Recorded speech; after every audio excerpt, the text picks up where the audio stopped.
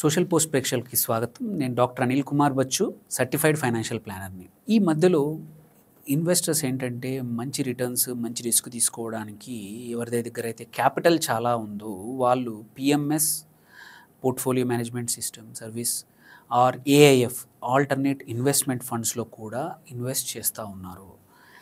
ఇందులో కూడా ఏంటంటే దేర్ ఆర్ లిమిట్స్. జనరల్‌గా ఏంటంటే పీఎంఎస్‌కి ఒక 50,00,000, ఏఏఎఫ్‌లో ఇన్వెస్ట్ చేయాలంటే మినిమమ్ 1 క్రోర్ ఇన్వెస్ట్ చేయాలనే కండిషన్స్ ఉన్నాయి. సో ఇవి చాలామందికి ఏంటంటే ఇంత లిక్విడిటీ ఒకేసారి చేసే అవకాశాలుండవు. అలాంటప్పుడు ఏంటంటే సెబీ కూడా ఇంకొక క్లాస్ ఆఫ్ ఇన్వెస్టర్స్ అంటే కొన్ని కండిషన్స్ పెట్టింది. ఆ కండిషన్స్ పెట్టి ఇంకొక క్లాస్ ఆఫ్ ఇన్వెస్టర్స్ తయారు చేసింది. దాన్ని ఏమంటారంటే అక్రెడిటెడ్ ఇన్వెస్టర్స్. సో అక్రెడిటర్స్ ఇన్వెస్టర్స్ అంటే ఏంటి అనే కాన్సెప్ట్ ఏంటి అనేది ఈ వీడియోలో తెలుసుకుందాము.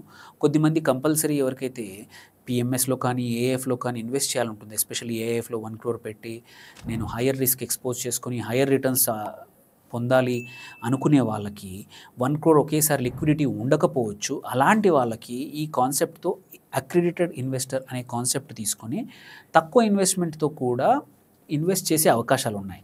కాకపోతే ఏంటంటే అక్రెడిటెడ్ ఇన్వెస్టర్ అనేది నీకు హయ్యర్ రిస్క్ కేపబిలిటీ ఉంది, మార్కెట్స్ మీద ఎక్కువ అండర్‌స్టాండింగ్ ఉంటేనే ఈ స్టేటస్ వస్తుందన్నమాట. ఈ స్టేటస్ రావాలి అని అంటే ఏంటంటే ఫస్ట్ థింగ్ యాన్యువల్ ఇన్కమ్ నీది 2 క్రోర్స్ అండ్ అబోవ్ ఉండాలి.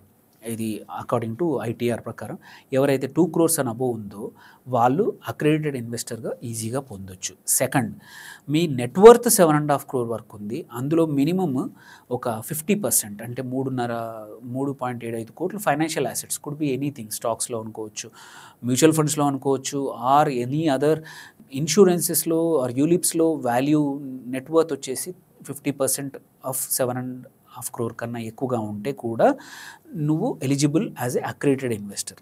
ఇంకోటి థర్డ్ మెథడ్ ఏంటంటే నీ income annual income higher than 1 crore ఉంది, plus net worth greater than 5 crores ఉంది. అందులో same condition same 50% of 5 crores, 2.5 crore వరకు ఫైనాన్షియల్ అసెట్స్ ఇవి ఉంటే చాలన్నమాట. మిగిలిన 2.5 క్రోర్ కుడ్ బి ఇల్లు ఉన్నా ఏదున్నా ఆర్ మిగిలిన అసెట్స్ ల్యాండ్స్ ఉన్నా వాటి నుంచి సిఏ సర్టిఫై చేసేసి ఈ యాన్యువల్ ఇన్కమ్ 1 క్రోర్ ఉంది అండ్ ఫైనాన్షియల్ ఇన్వెస్ట్మెంట్ 2.5 క్రోర్స్ ఉన్నాయి అంటే సరిపోతుంది. మీరు అఫీషియల్గా అక్రెడిటెడ్ ఇన్వెస్టర్ అనే సర్టిఫికేట్ పొందొచ్చు. ఓకే, సో ఈ అక్రెడిటెడ్ ఇన్వెస్టర్ అనే సర్టిఫికేట్ పొందుతాము, మరి నాకేంటి బెనిఫిట్ అనే క్వశ్చన్ అడగచ్చు అందరూ. సో దీంట్లో ఏంటంటే ఎగ్జాంపుల్ మనకు ఏఎఫ్ మినిమం సైజ్ ఎంత 1 క్రోర్. 1 క్రోర్ని ఒక 50 అండ్ పిఎంఎస్కి ఎంత 50 లక్షలు. అదే అక్రెడిటెడ్ ఇన్వెస్టర్ అయితే ఈ లిమిట్స్ని సర్కంవేర్ చేయొచ్చు. ఎలా చేయొచ్చు అంటే పిఎంఎస్ను ఓన్లీ 10 లక్షలతోటే మొదలు పెట్టచ్చు.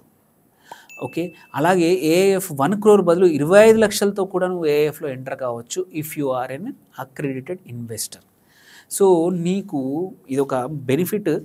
ఇది ఉన్న వాళ్ళకి మళ్ళీ అడిషనల్ బెనిఫిట్ ఉండొచ్చు, కానీ బట్ పర్పస్ ఏంటంటే నీ దగ్గర డబ్బులుండి నీ దగ్గర రిస్క్ కేపబిలిటీ ఉంటే ఏంటంటే ఈ అమౌంట్ తక్కువ అమౌంట్తో కూడా నీకు అవకాశం ఇచ్చిందనమాట సెబీ. సో ఈ అక్రెడిటెడ్ ఇన్వెస్టర్ అనేది రిజిస్టర్ అయితే నీ ఏఎఫ్ కంపెనీ అయినా సరే, పిఎంఎస్ ఫండ్ మేనేజర్ అయినా సరే 10 లక్షలతోటే, మామూలుగా 50 లక్షల బదులు 10 లక్షలతోటే నువ్వు పిఎంఎస్ అకౌంట్ ఓపెన్ చేయొచ్చు. ఏదైనా మంచి ఏఎఫ్లో నువ్వు పార్టిసిపేట్ చేయాలనుకుంటే 25 lakhs తోటే పార్టిసిపేట్ చేయొచ్చు అనమాట.